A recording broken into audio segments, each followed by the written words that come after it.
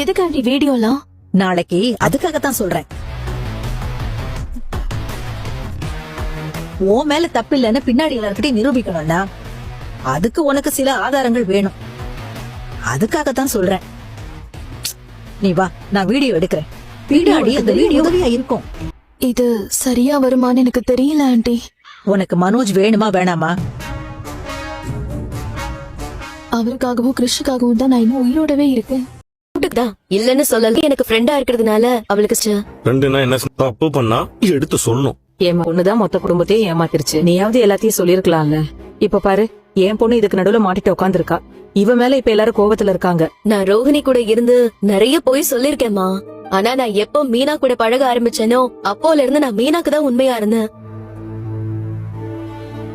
அது மட்டும் இல்ல, ரோஹிணி கிட்டயும் நான் எத்தனையோ தடவை சொன்னேன் உங்க வீட்டுல உண்மையை சொல்லிடின்னு. ஆனா அவ ஏதாவது ஒரு காரணத்தை சொல்லி தள்ளி போட்டுட்டே போனா.